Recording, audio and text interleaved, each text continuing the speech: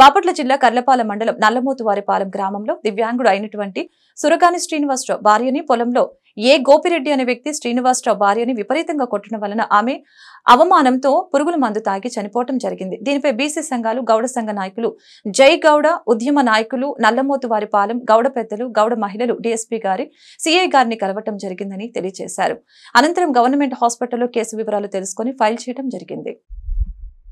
ఒక గీత కార్మికుడు అయినటువంటి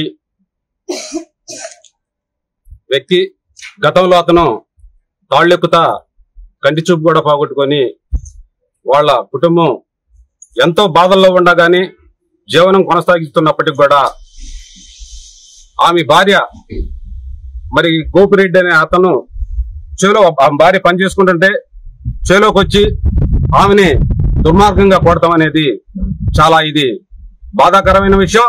అటువంటి వారిని కఠినంగా శిక్షించాలని కూడా ఈ సందర్భంగా తెలుస్తున్నాం. ఎందుకంటే ఈ బాపట్ల జిల్లాలో గతంలో చూసుకున్నా గానీ ఉప్పాల అమర్నాథ్ గౌడ్ అనే చిన్నపిల్లాన్ని అనామోషంగా తగలబెట్టి చంపిన సంఘటనలు కూడా ఉన్నాయి. ఇప్పుడు చూస్తేనే ఉన్న పబ్లిక్ గా గౌడ బిడ్డలు ఉన్న ప్రతి అందరూ ఉండ చుట్టుపక్కల చాలా పని చేసుకుంటుంటే ఆ అమ్మాయిని పబ్లిక్ గా వచ్చి ఇష్టం వచ్చినట్టు కొడతాం, ఆ అమ్మాయి భరించలేక మరి చనిపోవడం అని ఆత్మహత్య చేసుకోవడం చాలా బాధాకరమైన విషయం. ఈ జిల్లాలో ప్రతి ఒక్క నాయకులు గాని అధికారులు గాని ఇటువంటి విషయాల్ని పూర్తి స్థాయిలో ఖండించాల్సిన అవసరం ఎంతైనా ఉంది. అయితే ఈ ప్రభుత్వ పాలనలో మేము చూసుకుంటే చంద్రబాబు నాయుడు గారు గాని, అట్లానే పవన్ కళ్యాణ్ గారు గాని, అట్లానే నియోజకవర్గ పరిధిలో నాయకులు గాని ఇటువంటి వాటిని ఏదో దీన్ని ప్రోత్సహిద్దాము, ఈ కేసుని ఏదో చేద్దామని చెప్పి ఎవరు ఇటువంటి వాటికి రావట్లేదు. వాళ్ళకి ధన్యవాదాలు తెలుపుతున్నాం. అదే విధంగా ఈ కేసుని పకడ్బందీగా ఇచ్చేసి వాళ్ళకి పూర్తి స్థాయిలో న్యాయం జరగాలని మా గౌడ సంఘాల తరఫున, బీసీ సంఘాల తరఫున తెలియపరుస్తున్నాం. అదే విధంగా 2 రాష్ట్రాల్లో ఉన్న గౌడ సంఘీయులు కూడా ఇప్పుడే ఫోన్లు చేశారు.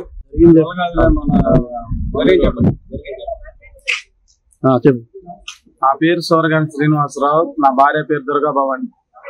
నిన్న మా వదిన ఫోన్ చేసి, అయ్యా నీ భార్య ముందాగిందంట అయ్యా, రాయ్యా నువ్వు అనగాల్ని తౌళ్ళాడుకుంటూ ఇంటికి వచ్చేసరికి నా భార్య నా చేతిలో చేసి, బావా గోపిరెడ్డి నన్ను మన చేతిలో నీలబాధ పెడుతుంటే ఆ ఇష్టం వచ్చినట్టు కొట్టాడు, నన్ను తీర్థానికి వస్తుంటే అంతలేక బొట్ట ముసుకేసుకుని వెళ్ళిపోయాడు బావాడు, బావా ఆ ఇష్టం వచ్చినట్టు కొట్టాడు బావా నన్ను, అందుకే పురుగుల మంది తాగాను బావా, నామోసి ముఖం చల్లగా పురుగుల మంది తాగి వెళ్ళిపోతున్నాను బావా, పిల్లలు జాగ్రత్త, నువ్వు జాగ్రత్త బావా బావా అని నా చేతిలోనే చచ్చిపోయింది నా పిల్ల.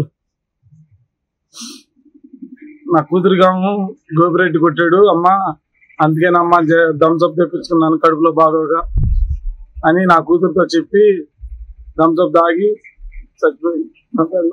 నా చేతిలో పురుగుల మంది తాగి చచ్చిపోయింది.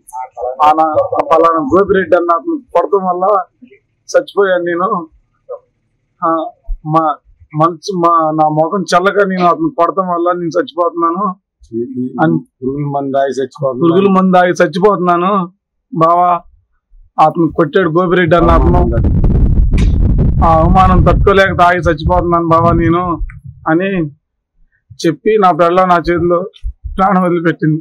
గోపిరెడ్డి దేవుడు ఏటేడుపాలెం యాక్టర్ గోపిరెడ్డి ఇంటూరు నుంచి వచ్చి ఉంటున్నాడంట.